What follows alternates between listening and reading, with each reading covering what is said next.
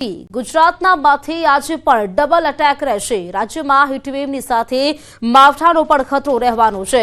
હવામાન વિભાગે હીટવેવ અને માવઠાની આગાહી કરી છે। રાજ્યના કેટલાક ભાગમાં 24 કલાક માવઠાની આગાહી કરવામાં આવી છે। તો આજે અરવલ્લી, મહીસાગર, દાહોદ, પંચમહાલ, નર્મદા, તાપી, ડાંગ, નવસારી, વલસાડ અને દમણ, દાદરાનગર હવેલીમાં પણ વરસાદની આગાહી કરવામાં આવી છે। રાજ્યના 4 જિલ્લામાં હીટવેવની આગાહી કરવામાં આવી છે, જેમાં પોરબંદરમાં 3 દિવસ સુધી ઓરેન્જ એલર્ટ રહેશે, તો કચ્છ, રાજકોટ અને જૂનાગઢમાં યલો એલર્ટની આગાહી કરવામાં આવી છે। તો 6 એપ્રિલે કચ્છ, રાજકોટ અને પોરબંદરમાં ऑरेंज अलर्ट આપવામાં આવ્યું છે। 8 तारीख तक सौराष्ट्र कच्छ में हीट वेव का वार्निंग दिया गया है। इसमें डे 1 में जो डिस्ट्रिक्ट आ रहा है उसमें कच्छ आ रहा है और आपका कच्छ, उधर पोरबंदर, राजकोट, जूनागढ़ आ रहा है। पोरबंदर में हम लोग ऑरेंज अलर्ट दिया है और बाकी जो 3 डिस्ट्रिक्ट है इसमें येलो कलर दिया गया है, येलो वार्निंग दिया गया है। आज के लिए rain light to moderate with thunderstorm with lightning का पूर्वानुमान दिया गया है। इसमें जो डिस्ट्रिक्ट आ रहा है वो नॉर्थ गुजरात रीजन में आपका जो डिस्ट्रिक्ट आ रहा है अरवली, महीसागर, दाहोद, पंचमहाल, और जो दक्षिण गुजरात क्षेत्र में जो डिस्ट्रिक्ट आ रहा है उसमें जो पूर्व क्षेत्रीय और साउथ दक्षिण क्षेत्रीय जो डिस्ट्रिक्ट है उसमें आ रहा है। तो राज्यમાં હીટવેવની સાથે માવઠાનો પણ ખતરો રહેવાનો છે। ગ્રાફિક્સના માધ્યમથી આપણે બતાવીશ કે ક્યાં ક્યાં જે ખતરો છે તે રહ્યો છે। 3 દિવસ હીટવેવ રહેશે તેવી આગાહી કરવામાં આવી છે, જે યલો એલર્ટ આપવામાં આવ્યું છે। આપ જે યલો ઝોન જોઈ રહ્યા છો, રાજકોટ છે, જૂનાગઢ છે, સૌરાષ્ટ્રના ભાગો છે, ત્યાં પણ યલો એલર્ટ છે। તો આ તરફ કચ્છ, ભુજમાં પણ યલો એલર્ટ આપવામાં આવ્યું છે। આ તરફ વાત કરીએ તો અહીં યલો એલર્ટ રહેશે તેવું કહેવામાં આવ્યું છે। વાત કરીએ ઓરેન્જ એલર્ટ, પોરબંદરમાં ઓરેન્જ એલર્ટની આગાહી છે તે કરવામાં આવી છે। 3 દિવસ હીટવેવ રહેશે તે પ્રકારની આગાહી છે। તેમાં સૌરાષ્ટ્રમાં, રાજકોટ અને જૂનાગઢમાં યલો એલર્ટ છે। હવે ક્યાં માવઠું પડી શકે છે? હીટવેવની સાથે માવઠાની પણ આગાહી કરવામાં આવી છે। તેની જો વાત કરીએ તો આજે માવઠું પડી શકે છે। લગભગ અહીં વાત કરીએ તો નવસારી છે, વલસાડ છે, દમણ, દાદરાનગર હવેલી, ડાંગ, તાપી, દક્ષિણ ગુજરાતનો જે પટ્ટો છે તે પણ આવરી લેવાયો છે। અહીં માવઠું પડી શકે છે આજે તેવી આગાહી કરવામાં આવી છે। તો આ તરફ વાત કરીએ ઉત્તર ગુજરાત તરફ પંચમહાલ છે, મહીસાગર છે અને અરવલ્લી છે, આ જે જિલ્લાઓ છે ત્યાં પણ માવઠું આજે પડી શકે છે તેવી આગાહી કરવામાં આવી છે। એટલે કે ડબલ અટેક રાજ્યભરમાં રહેશે। ક્યાંક હીટવેવ તો ક્યાંક માવઠું પડશે તેવી આગાહી કરવામાં આવી છે। આ જે આગાહી છે તે આજના દિવસ માટે કરવામાં આવી છે। બનાસકાંઠાના ડીસામાં ફટાકડા ગોડાઉનમાં વિસ્ફોટ કેસમાં ચોંકાવનારા ખુલાસા થયા છે। ગોડાઉન માલિક ખૂબચંદે 1100 કિલો ફટાકડા રાખવા 1 લાયસન્સ પોતાના નામે અને 2 લાયસન્સ પોતાના દીકરા દીપકના નામે લીધા હતા। લાયસન્સનો પરવાનો 31 ડિસેમ્બર 2024ને પૂરો થઈ ગયો હોવા છતાં ગેરકાયદે ફટાકડા રાખ્યા હતા। બ્લાસ્ટ સમયે સ્થળ પર 30,000 કિલોથી પણ વધુ દારૂ ગોળો હોવાનું સામે આવ્યું છે। ફેક્ટરીની 2200 ચોરસ મીટર જગ્યામાં 2 બિલ્ડિંગો અને મજૂરોને રહેવા માટે ઓરડીઓ બનાવાઈ હતી। ગોડાઉનો વચ્ચે 600 મીટરનું અંતર હોવું જોઈએ તે રખાયું પણ ન હતું। દીપક ટ્રેડર્સ રાજકોટના વેપારી પાસેથી ફટાકડા ખરીદતો હતો, પરંતુ ફટાકડા મોંઘા થતા આરોપીએ મજૂરો રાખીને પોટાશથી ફટાકડા બનાવવાની ફેક્ટરી ઊભી કરી હતી। મધ્યપ્રદેશની હરદાની ફેક્ટરીમાં બ્લાસ્ટ થતા તે ફેક્ટરી બંધ થઈ ગઈ હતી। હરદાની ફેક્ટરીમાં જે કારીગરો બચી ગયા હતા તેમને 400 થી 500 રૂપિયા મજૂરી આપવાનું નક્કી કરી તેમને ડીસા ખાતે લાવવામાં આવ્યા હતા। હરદાની ફેક્ટરીમાં થયેલા બ્લાસ્ટ સમયે બચી ગયેલા મજૂરોને આખરે ડીસાની ફેક્ટરીમાં મોત મળ્યું છે। ખૂબચંદ વધુ અવાજ થાય તે માટે 5 પ્લાયનો બોમ્બ પણ બનાવતો હતો। 12 વર્ષ પહેલા જૂના ડીસાની જગ્યા ખરીદી હતી અને ગોડાઉન માટે તેણે શરૂ કર્યું હતું। 5 સભ્યોની સીટની ટીમ આ મામલે હજુ પણ તપાસ કરી રહી છે। એફએસએલની ટીમ અને કેમિકલ એક્સપર્ટની મદદથી વૈજ્ઞાનિક રીતે તેની તપાસ પણ ચાલી રહી છે। આરોપીઓના મોબાઈલ, સીડીઆર, બેંક એકાઉન્ટ અને દસ્તાવેજોની તપાસથી અન્ય સંડોવાયેલા ઇસમોની માહિતી એકત્ર કરવામાં આવી રહી છે। તો આરોપીઓના ગોડાઉનમાં મળેલા એલ્યુમિનિયમ પાવડર અને યલો ડોક્સ્ટ્રીન પાવડર ક્યાંથી લાવ્યા અને તેનો શું હેતુ હતો તે દિશામાં પણ અત્યારે તપાસ ચાલી રહી છે। જાણકારી સાથે સંવાદદાતા કિશોર અમારી સાથે જોડાઈ ગયા છે। કિશોર સાથેથી વધુ માહિતી મેળવીશું। કિશોર, જે ટીમ બનાવવામાં આવી છે, કેટલાક ચોંકાવનારા ખુલાસા તપાસમાં સામે આવ્યા છે, જાણકારી વધુ શું મળી રહી છે આ વિશે? ચોક્કસથી જે બ્લાસ્ટ થયો હતો તેમાં 21 લોકોના જે મોત થયા હતા। મધ્યપ્રદેશમાં જે હરદામાં જે બ્લાસ્ટમાં જે મજૂરો બચી ગયા હતા તે જ મજૂરોને અહીંયા લાવવામાં આવ્યા હતા। આપને સીધા જે દ્રશ્યો બતાવીશ કે આ જે ગોડાઉનો હતા, આ ગોડાઉનો જે છે તે દીપક તેમજ ખૂબચંદના નામની પરમિશન હતી। આમ 3 અલગ અલગ લાયસન્સો ગોડાઉન માટે બનાવવામાં આવ્યા હતા, પરંતુ આ ત્રણેય ગોડાઉનોની અંદર જે છે તે ફટાકડાઓ બનાવવામાં આવી રહ્યા હતા। ખાસ કરીને સુતળી બોમ્બ પણ બનાવવામાં ગોડાઉનો હતા। તેમાં માલિક ખૂબચંદને એક લાયસન્સ ઉપર 1100 કિલો ફટાકડા રાખવા અને એક લાયસન્સ પોતાના નામે અને 2 લાયસન્સ પોતાના દીકરાના દીપકના નામે હતા। આ જે પ્લોટ નંબર 556 જે સર્વે છે, પ્લોટ નંબર 556માં જ વહીવટી તંત્ર દ્વારા એક સાથે 3 લાયસન્સ આપવામાં આવ્યા હતા। નિયમોને નેવે મૂકીને જે આ લાયસન્સ આપવામાં આવ્યા હતા, 31 ડિસેમ્બરના રોજ આ લાયસન્સ પૂરા થઈ ગયા હતા। તે બાદ પણ આ ગોડાઉનની અંદર જે છે તે ફટાકડાઓ બનતા હતા અને મહત્વની વાત તો એ છે કે જ્યાં મજૂરો હતા એ રવિવારે આવ્યા હતા, મંગળવારે બ્લાસ્ટ થાય છે, પરંતુ મજૂરોનું માનીએ તો હોળી પહેલા પણ 17 દિવસ સુધી મજૂરો અહીંયા કામ કરીને ગયા છે। આ જે મજૂરો હતા તેમને 400 થી 500 રૂપિયા જે મજૂરી આપવામાં આવતી હતી અને મહત્વની વાત તો એ છે કે ફેક્ટરીની જે 1200 ચોરસ મીટર જગ્યામાં 2 બિલ્ડિંગો અને મજૂરોને રહેવા માટે ઓરડી બનાવાઈ હતી, જેમાં ગોડાઉન વચ્ચે 600 મીટરનું જે અંતર રાખવાનું હોય છે તે અંતર રાખેલ ન હતું અને જ્યારે આ બ્લાસ્ટ થયો હતો અને તે બ્લાસ્ટની અંદર 21 લોકોના મોત થયા હતા, તેને લઈને પોલીસ દ્વારા તાત્કાલિક ફરિયાદ નોંધીને જે 2 આરોપી હતા પિતા પુત્ર તેમને ઝડપી લેવામાં આવ્યા હતા। બીજા 4 શંકાસ્પદ લોકોની પૂછપરછ પણ હાથ ધરવામાં આવી છે। અલગ અલગ ટીમો બનાવવામાં આવી છે। તપાસનો દોર અત્યારે ચાલી રહ્યો છે અને એફએસએલની 5 સભ્યોની ટીમ પણ તપાસ માટે પહોંચી હતી અને સમગ્ર મામલે તપાસ કરીને અત્યારે જે એસઆઈટીની ટીમ હતી તે પરત નીકળી છે અને હવે જિલ્લાના જે અધિકારીઓ છે તેમની સાથે મીટિંગનો દોર અત્યારે ચાલી રહ્યો છે। પ્રીતિ, કિશોર, અહીં વાત કરી કે આજે તપાસ થઈ છે, ત્યારબાદ કેટલા ખુલાસા સામે આવ્યા છે, પરંતુ અહીં સવાલ એ થઈ રહ્યો છે કે નિયમો વિરુદ્ધ આટલી કામગીરી થઈ રહી હતી અને કોઈને ગંધ સુદ્ધા ના આવી।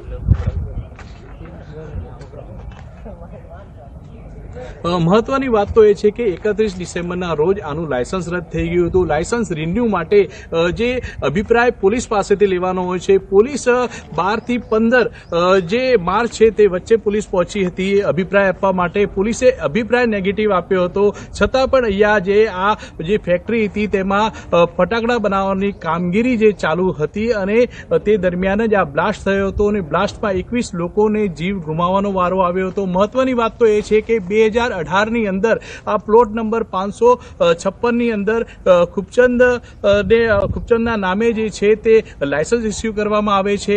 તે બાદ 2021ની અંદર તેના જે પુત્ર છે દીપકના નામે લાયસન્સ ઇસ્યુ કરવામાં આવે છે। તે બાદ ફરી 2021ની અંદર દીપકના નામે લાયસન્સ ઇસ્યુ કરવામાં આવે છે।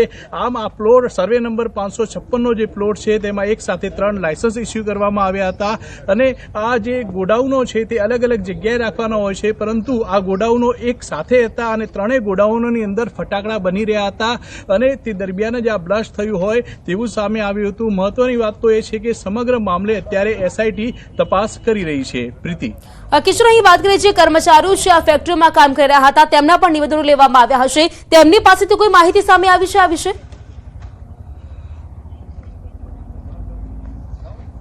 ન્યૂઝ 18 સાથે વાતચીત કરતા જે એક 18 વર્ષનો જે યુવક હતો તેનું કહેવું હતું કે અમે રવિવારના દિવસે અહીંયા આવ્યા હતા અને જ્યારે આ ફેક્ટરીમાં ફટાકડા બનાવવાની કામગીરી ચાલુ હતી, સુતળી બોમ્બ બનાવી રહ્યા હતા, તે દરમિયાન પાણી પીવા ગયો, બ્લાસ્ટ થયો હતો અને લોકોના જીવ ગુમાવ્યા હતા। મહત્વની વાત તો એ છે કે આપણે ફરી એકવાર દ્રશ્યો પણ બતાવીશ કે આ જે ફેક્ટરી ચાલી રહી છે તે ફેક્ટરીની અંદર જો મજૂરોનું માનીએ, જે શ્રમિકોનું માનીએ તો આ ફેક્ટરીની અંદર જે શ્રમિકો છે તે રવિવારે આવ્યા હતા, પરંતુ તેના પહેલા પણ જે શ્રમિકો જે છે તે 17 દિવસ અહીંયા કામ કર્યું હતું, 17 દિવસ અહીંયા ફટાકડા બનાવ્યા હતા અને હોળી પહેલા એટલે કે 11 તારીખના રોજ જે છે તે શ્રમિકો અહીંથી ગયા હતા અને તે દરમિયાન પણ આ જે ફેક્ટરીનું જે લાયસન્સ હતું તે રિન્યુ નહોતું થયું। 11 તારીખે જે મજૂરો પોતાના ઘરે વતન પરત જાય છે તે બાદ રિન્યુ માટેની જે પ્રોસેસ શરૂ થાય છે 12 થી 15 તારીખના વચ્ચે જે છે પોલીસ અને વહીવટીતંત્રની ટીમો અહીંયા આવે છે અને નેગેટિવ અભિપ્રાય આપે છે. પ્રીતિ. બિલકુલ કિશોર, આભાર આપનો જાણકારી આપવા માટે. તો લગભગ જે ખુલાસાઓ થયા છે, અત્યારે એસઆઈટીની ટીમની જે રચના કરવામાં આવી ત્યારબાદ તપાસમાં કેટલાક મોટા ખુલાસા થયા હોવાનું સામે આવ્યું છે.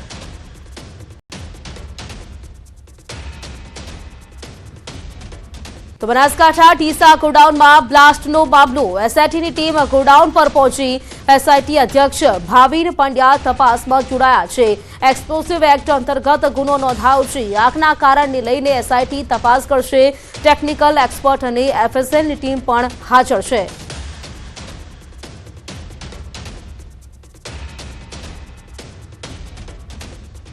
ડીસા ખાતે આવેલા ફટાકડાના ગોડાઉનમાં જે બ્લાસ્ટ થયો હતો તેમાં 21 લોકોના જે મોત નીપજ્યા હતા તેને લઈને રાજ્ય સરકાર દ્વારા જે એસઆઈટીની ટીમની રચના કરવામાં આવી છે તે એસઆઈટીની ટીમ અત્યારે ઘટના સ્થળે પહોંચી છે અને આ સમગ્ર મામલે જે છે તે તપાસ હાથ ધરી છે.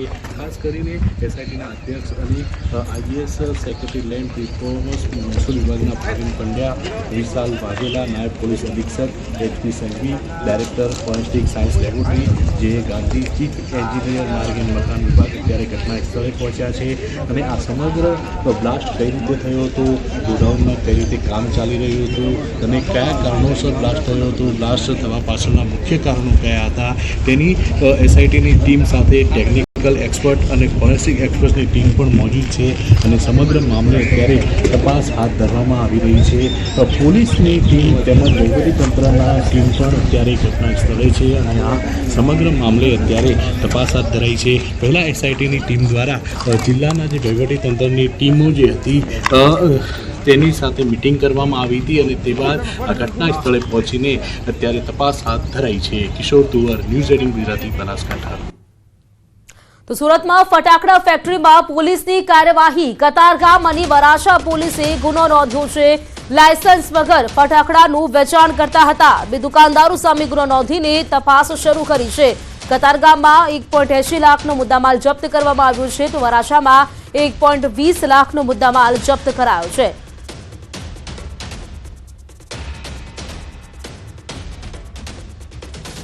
ડીસાની ઘટના બાદ રાજ્યભરમાં ફટાકડાના ગોડાઉનમાં સર્ચ ઓપરેશન કરવામાં આવી રહ્યું છે. ત્યારે અરવલ્લીના મોડાસામાં આવેલા 36 જેટલા ગોડાઉનમાં પ્રાંત અધિકારીની ટીમ દ્વારા તપાસ કરવામાં આવી. દુકાન અને ગોડાઉનમાં સંગ્રહ માટે પરવાનું તેમજ ફાયર સેફટીના સાધનોની ઝીણવટભરી તપાસ કરી હતી. જોકે કેટલાક પરવાનેદારોને દરોડાની અગાઉથી જાણ થતાં જ તેઓ ભૂગર્ભમાં ઉતરી ગયા.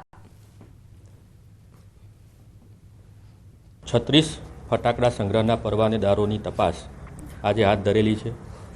તમામે તમામ પરવાનેદારોના લાયસન્સ, એમની સંગ્રહ ક્ષમતા અને જો સંગ્રહ ક્ષમતાથી વધારે જથ્થો મળી આવે તો સીઝની કરવાની પણ કાર્યવાહી હાથ ધરવામાં આવેલ છે. પાલનપુરના ડીસામાં જે ઘટના બની ફટાકડાના ગોડાઉનમાં અને ત્યારબાદ 21 લોકોના મોત થયા છે. ત્યારબાદ તંત્ર જાગ્યું છે અને અરવલ્લી જિલ્લામાં તપાસ કરવામાં આવી છે. અલગ અલગ જે ફટાકડાની જે દુકાનો છે, ગોડાઉન છે તે તપાસ કરવામાં આવી છે. તેમના લાયસન્સ તપાસવામાં આવી રહ્યા છે. ફાયર સેફટીના સામાન તપાસવામાં આવી રહ્યા છે. પ્રાંત અધિકારીની અધ્યક્ષતામાં જે ટીમ બનાવી અને હાલ તપાસ કરવામાં આવી રહી છે. આપ જોઈ શકો છો કે અધિકારી સાથે અહીં ટીમ પહોંચી છે.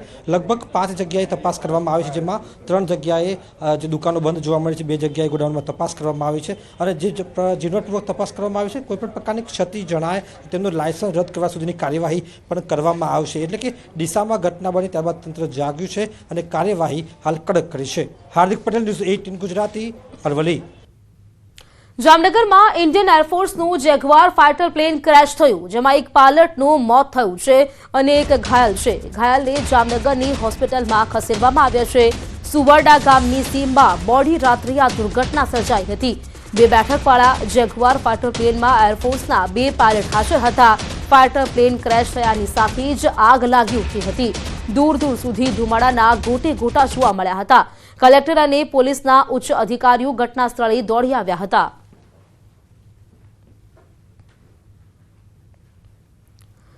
તો આજે દ્રશ્યો પણ આપ જોઈ શકો છો. ફાઇટર પ્લેન ક્રેશ થયાની જે ઘટના છે તે પણ અહીં સીસીટીવી કેમેરામાં કેદ થઈ દેખાઈ રહી છે. જે પ્રકારે પ્લેન ઉપરથી આવે છે ને ત્યારબાદ અચાનક તે જે ક્રેશ થાય છે ત્યારબાદ આગ ફાટી નીકળે છે તેના દ્રશ્યો આપ જોઈ શકો છો. આજે જે ભડાકો થયો તે તેટલો વિકરાળ હતો કે પ્લેનના ટુકડે ટુકડા થઈ ગયા હતા. તુર્કી એરપોર્ટ પર 300 ભારતીયો ફસાયા. લંડનથી ભારત આવી રહી હતી ફ્લાઇટ. મેડિકલ એમરજન્સીના કારણે પ્લેનનું લેન્ડિંગ કરવામાં આવ્યું. 12 કલાકથી જે ભારતીયો છે તે ફસાયા છે.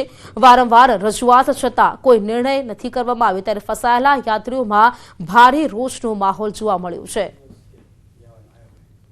અમે લોકોને અહીંયા 20 કલાક થયા અમને ફ્લાઇટમાં. અહીંયા એટલી કોઈ વ્યવસ્થા નથી. એ લોકોને કંઈ ખાવા પીવાનું એ લોકો ધ્યાન નથી રાખ્યું.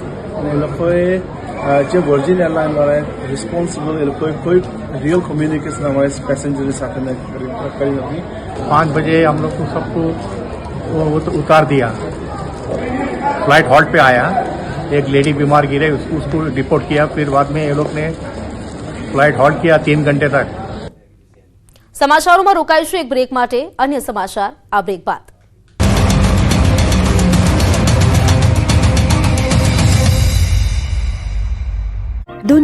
પાળેલા શ્વાનની સોસાયટીની બાજુમાં શૌચક્રિયા ન કરાવવા રહીશોએ ટકોર કરી. આ વાતનું યુવકને એટલું લાગી આવ્યું કે તેનો આખો પરિવાર 60-70 વર્ષના એક દાદા પર લાકડીઓ ફટકારવા લાગ્યો. ગાળો આપી અને ફરી ટકોર કરશો તો મારી નાખીશું એવી ધમકી આપી. પહેલા જુઓ શ્વાન માલિકની દાદાગીરી. દ્રશ્યો અમદાવાદના કૃષ્ણનગર વિસ્તારના છે, જ્યાં એક પરિવારે રીતસર આતંક મચાવ્યો હોય તેવા આરોપ લાગ્યા છે. લુખ્ખાગીરીની હદ વટાવતા આખો પરિવાર સોસાયટીના રહીશોને ધમકાવા લાગ્યો અને ગાળો આપી. સોસાયટીના લોકોએ વિનંતી કરી કે તે તમારો શ્વાન અહીં શૌચક્રિયા કરે છે, પછી ત્યાં અમારા બાળકો રમતા હોય છે, બીમાર પડે છે. જેના જવાબમાં લુખ્ખાગીરી કરનાર પરિવારે કહ્યું કે તો તમારા છોકરાને ત્યાં રમવા ન જવા દો. ત્યાં સુધી ડંફાસ મારી કે પોલીસ તમારા માટે છે, મને પોલીસથી કોઈ ફરક નથી પડતો. આખા પરિવારે ભેગા થઈને સોસાયટીને ખૂબ ધમકાવી. આ સાથે જ કહ્યું કે કાલે પણ શ્વાનને અહીં જ શૌચક્રિયા કરાવશે. કોઈ કંઈ બોલશે તો મારીને તોડી નાખીશું. દાદાગીરી કરીને ભયનો માહોલ પેદા કરનારા પરિવાર વિરુદ્ધ સોસાયટીવાળા રાત્રે જ કૃષ્ણનગર પોલીસ સ્ટેશને ફરિયાદ નોંધાવવા પહોંચી ગયા, પરંતુ પોલીસે 5 કલાક સુધી એફઆઈઆરની કોપી ન આપી હોવાનો પણ આરોપ લગાવ્યો છે. અસામાજિક તત્વો સામે પોલીસનો 100 કલાકનો એક્શન પ્લાન પૂર્ણ થયો છે, પરંતુ કેટલાક અસામાજિક તત્વો સુધારવાનું નામ જ નથી લેતા. ગોધરામાં જાહેરમાં છરી સાથે રોફ જમાવતા અસામાજિક તત્વો એવા બુટલેગરને પોલીસે કાયદાના પાઠ ભણાવ્યા છે. અહેવાલ બાદ આખરે સુરત પોલીસે વાયરલ વિડીયોમાં દેખાતા આરોપીને દબોચી લીધો છે. તાજેતરના ગોધરા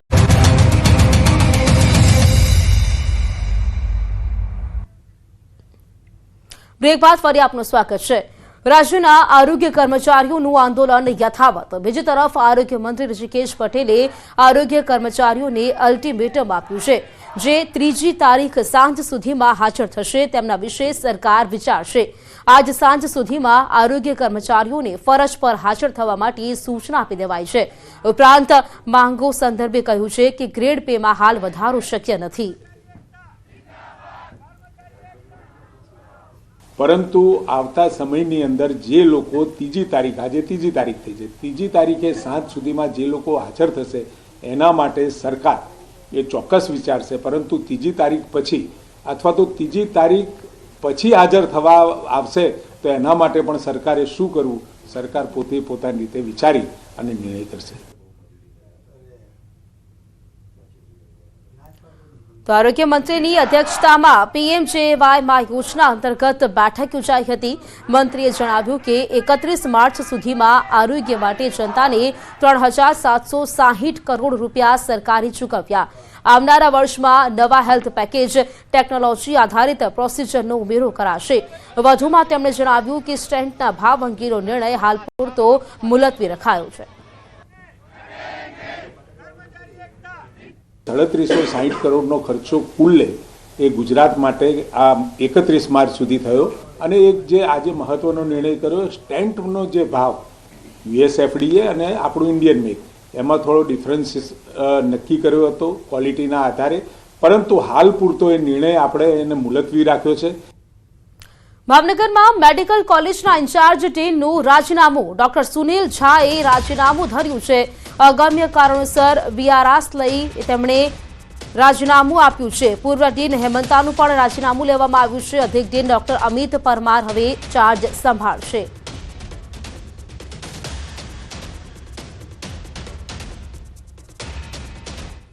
કચ્છના રાપર તાલુકામાં આવેલ નર્મદા કેનાલ રિપેરિંગ માટે બંધ રાખવામાં આવશે. 2.5 મહિના માટે આ કેનાલ બંધ રહેશે, જેને જોતા મોમાયમોરાથી સુવઈ સુધી પગનળીઓ કાપવાની શરૂઆત કરવામાં આવી છે.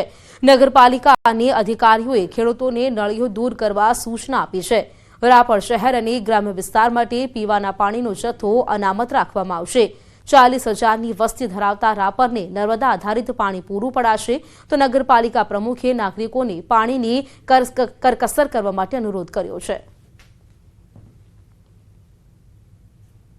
અત્યારે નર્મદા કેનાલ બંધ કરવામાં આવી છે સરકારશ્રી દ્વારા અને અમારે આ પીવાના પાણી માટે અનામત જથ્થો રાખવા માટેના બે નંદાસર કેનાલ 133 સંપ 133 કરી અને ફતેહગઢ સંપ 112 સુધી દર બંધ કરવામાં આવેલ છે.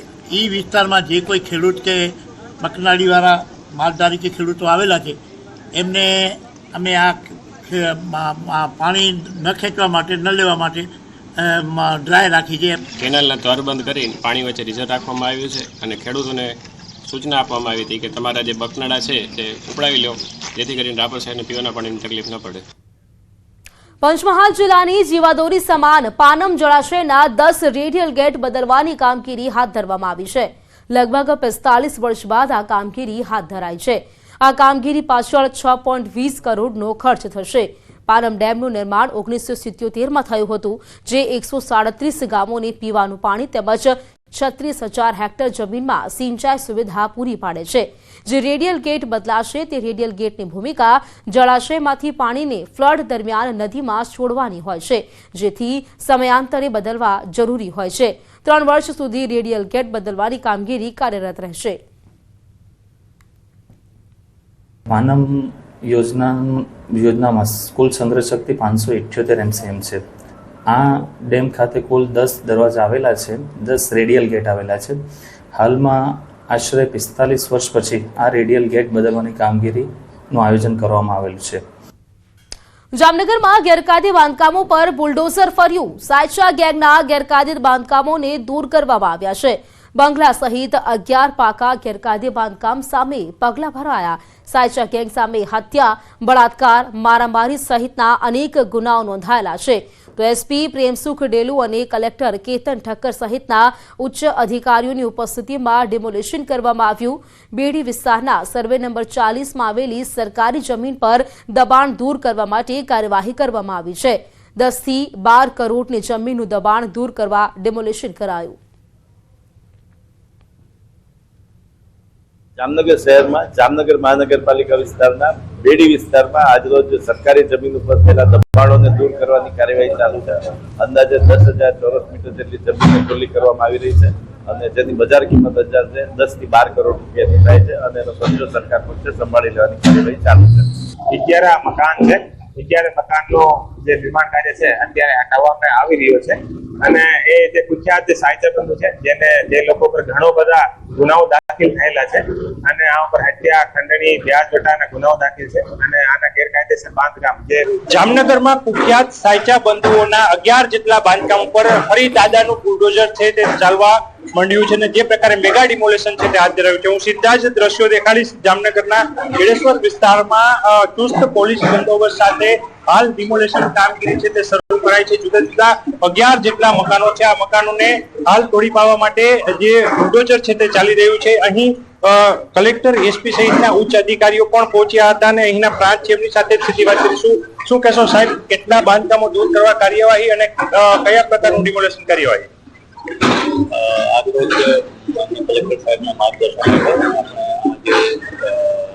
સરકારી જમીન પર અહીંયા 11 મકાનો ખડકી દેવામાં આવેલા છે. સરકારી જમીનમાં દબાણ હોય કાર્યવાહી કરી અને આજે સમગ્ર જિલ્લા પોલીસ તંત્ર સાથે મળી અને 11 મકાનોનું ડિમોલિશનની કાર્યવાહી હાલ અત્યારે ચાલુ છે અને તમામ જગ્યા ખુલ્લી કરી અને પછી એમાં આપણે કેન્સલ કરી દેવામાં આવે છે. જે પ્રકારે સાયચા બંધુઓ દ્વારા જે ગુનાઓ આચરવામાં આવતા હતા તેની કમર તોડવા માટે સરકારી તંત્રએ બુલડોઝર જે છે તે ચલાવવાનું શરૂ કર્યું છે. તેમની કમર તોડવા માટે જામનગરના બેડેશ્વર વિસ્તારમાં આવેલી 11 જેટલી જે પ્રોપર્ટી છે તેને તોડી પાડવા માટે હાલ ડિમોલેશન કાર્યવાહી છે તે હાથ ધરવામાં આવી છે. કિંજલ કારસરિયા, ન્યૂઝ 18 ગુજરાતી, જામનગર. વલસાડ નગરપાલિકા દ્વારા વર્ષ 2023માં લાઇબ્રેરી બનાવાઈ હતી, જેને હજુ 2 વર્ષ પણ પૂરા નથી થયા ને કેટલીક ક્ષતિઓ તેમાં જોવા મળી રહી છે. આ લાઇબ્રેરીના નવા મકાનમાં પોપડા ઉખડી રહ્યા છે. આથી કરોડો રૂપિયાના ખર્ચે તૈયાર થયેલી આ લાઇબ્રેરીના કામની ગુણવત્તાની સામે પણ અનેક સવાલ ઉભા થઈ રહ્યા છે. નગરપાલિકા દ્વારા ₹2 કરોડ 22 લાખના ખર્ચે જૂની લાઇબ્રેરીની જગ્યાએ અદ્યતન ગાંધી લાઇબ્રેરીનું નિર્માણ કરવામાં આવ્યું હતું. લોકાર્પણના 2 વર્ષમાં જ લાઇબ્રેરીની હાલત ખરાબ થઈ રહી છે. અહીંની ટાઇલ્સો તૂટી ગઈ છે તો પુસ્તકો મૂકવાની રેક પણ વળી રહી છે, જેથી લાઇબ્રેરીનું રિપેરિંગ કરવામાં આવે તેવી લોકમાંગ ઉઠી છે. આ લાઇબ્રેરી બની એ જે અમે જે કોમ્પિટિટિવ એક્ઝામની તૈયારી કરતા હોય એના માટે બહુ સરસ વાત છે, પરંતુ આ જે કરોડોના ખર્ચે લાઇબ્રેરી બની ત્યારબાદ એની યોગ્ય જાળવણી થતી નથી, જેના કારણે એની ટાઇલ્સ ઉખડી ગઈ છે, આ બધી રેક વળી ગઈ છે. વલસાડ નગરપાલિકાની લાઇબ્રેરીનો જે બીજો માળ છે એ મોટા ભાગે બંધ રહી છે, કારણ કે એટલા બધા સ્ટુડન્ટ નથી હોતા અને એ એક્ટિવિટીઝ માટેનો હોલ હતો. તો એ હોલમાં કન્ટિન્યુ બંધ રહેવાથી એર ભરાઈ જવાથી ટાઇલ્સો તૂટી પડવાની થઈ રહી છે અને કન્ટિન્યુઅસ તૂટતી જાય છે એર ભરાવાના લીધે. તો નગરપાલિકા બોડીના સામાન્ય સભાના આવવાથી ઠરાવ કરાવી અને પછી ટેન્ડરિંગ કરી અને ફરીથી ટાઇલ્સનું આયોજન કરવાની જરૂરત જણાય છે. એના માટે પ્રમુખશ્રીને અમે ધ્યાન દોરીશું. સુરત જિલ્લા શિક્ષણ અધિકારી આવ્યા એક્શનમાં. નિયમોનું ઉલ્લંઘન કરતી શાળાઓ વિરુદ્ધ કડક કાર્યવાહી કરવામાં આવશે. વિદ્યાર્થીઓના ભાવિ સાથે ચેડા કરતી 55 શાળાઓની માન્યતા રદ થશે. ડીઈઓની ખાસ તપાસ કમિટીની રચના કરાઈ છે. કમિટી શાળાઓની વિગતવાર તપાસ કરીને રિપોર્ટ રજૂ કરશે. રિપોર્ટ બાદ પ્રાથમિક શિક્ષણ નિયામકને પત્ર મોકલાશે. તમામ શાળાઓની અંદર વર્ષોથી પ્રોસેસ ન થઈ હોય અથવા તો બંધ હોવાના કારણે અથવા તો અમાન્ય સ્થળે ચલાવવામાં આવતી હોય અથવા તો મંજૂરી બીજા સ્થળે હોય અને શાળા બીજા સ્થળે ચલાવવામાં આવતી આવી શાળાઓ વિરુદ્ધ કાર્યવાહી કરવામાં આવી રહી છે. કેસર કેરીના રસિકો માટે આનંદના સમાચાર. જૂનાગઢ માર્કેટ યાર્ડમાં કેસર કેરીની પધરામણી થઈ છે. યાર્ડમાં આજથી કેસર કેરીની હરાજી શરૂ. માર્કેટિંગ યાર્ડમાં કેસર કેરીના પ્રથમ 300 બોક્સની આવક થઈ. 10 કિલોના 1000 થી 1500 રૂપિયાના ભાવ બોલાઈ રહ્યા છે. કેસર કેરીની આવક આવતા સપ્તાહમાં વધશે, જેથી આવતા સપ્તાહમાં ભાવો ઘટશે. આ વર્ષે કેસર કેરીના પાકને ગ્લોબલ વોર્મિંગની અસરથી પાકને 30% જેટલું નુકસાન થતું હોય છે.